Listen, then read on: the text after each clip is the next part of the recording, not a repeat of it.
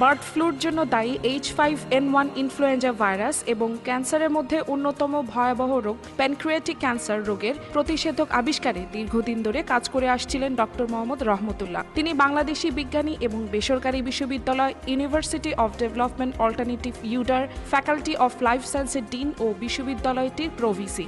2009 সাল থেকে ধানের তুষ নিয়ে কাজ শুরু করে এরই মধ্যে সাফল্য এসেছে তার গবেষণায়। বার্ড ফ্লু ও প্যানক্রিয়াটিক ক্যান্সারের প্রতিষেধক হিসেবে আবিষ্কৃত ওষুধটির কোড নাম দেওয়া হয়েছে ইমিউনো মডুলেটরি প্রোডাক্ট 1 বা IMP1।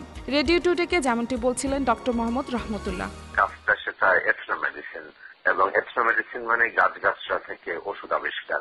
যেহেতু গাছের বীজ হচ্ছে গাছের কাছে সবচেয়ে একটা ভ্যালুয়েবল উপাদান, সহজলভ্য হিসাবে আমরা ধানের তুষটাকে টার্গেট করেছিলাম। ফ্রুট এক্সট্রাক্ট মানে অনেকগুলো উপাদানের একটা মিশ্রণ, এবং এই মিশ্রণ থেকে আমরা এই পর্যন্ত যেটা পেয়েছি এটা বার্ড ফ্লু সারাতে পারে এবং বার্ড ফ্লু প্রিভেন্টও করতে পারে। তার সাথে সাথে পেয়েছি প্যানক্রিয়াটিক ক্যান্সার সারাতে পারে।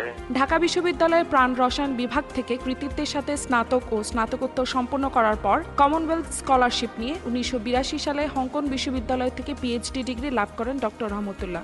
যুক্তরাষ্ট্রের ক্যান্সাস বিশ্ববিদ্যালয় ও পেনসিলভানিয়ার ওয়েস্ট সেন্টার ফর রিসার্চ সহ বিশ্বের বেশ কয়েকটি সেরা বিশ্ববিদ্যালয় ও গবেষণা প্রতিষ্ঠানে গবেষণায় নিযুক্ত ছিলেন তিনি। বার্ড ফ্লু এবং প্যানক্রিয়াটিক ভাইরাসের ভয়াবহতার কথা বলতে গিয়ে ডক্টর রহমতুল্লাহ যেমনটি বলছিলেন, ওয়ার্ল্ড হেলথ অর্গানাইজেশন তারা ভয় পাচ্ছে যে কোনোভাবে যদি হঠাৎ করে একটা বার্ড ফ্লু প্যান্ডেমিক দেখা দেয় তাহলে 1 বিলিয়ন কি 1.5 বিলিয়ন লোকের মারা যাওয়া কোনোই অসম্ভব ব্যাপার না। প্যানক্রিয়াটিক ক্যান্সারের সবচেয়ে বেশি মানুষ মারা যায়, এবং প্যানক্রিয়াটিক ক্যান্সারটা বেশি আক্রান্ত করে যাদের ডায়াবেটিস আছে। এটার এগেনস্টে কোনো থেরাপি নাই। বার্ড ফ্লু প্রতিরোধ করতে আবিষ্কৃত এই IMP1 ঔষধ একজন খামারি অত্যন্ত সহজলভ্য মূল্যে ক্রয় করতে পারবেন বলেও জানান তিনি। আর ওষুধটি মানুষের উপযোগী করতে আরো 1 থেকে 1.5 বছর সময় লাগবে বলেও জানান ডক্টর মোহাম্মদ রহমতুল্লাহ। হচ্ছে মুরগির উপরে, আরেকটা হচ্ছে মানুষের উপরে। মুরগির উপরে ব্যবহার করার মতো ওষুধটা এখন যে ফর্মে আছে সেটা এখনই সম্ভব, এবং যেহেতু এটা ক্রুড ফর্মে আছে, যিনি মুরগি পালন করছেন তার ম্যাক্সিমাম খরচ হবে এটা 15 থেকে 20 টাকার মতো আর কি। আর মানুষের জন্য যেটা, সেটাকে আরো পিউরিফাইড ফর্মে আনতে হবে।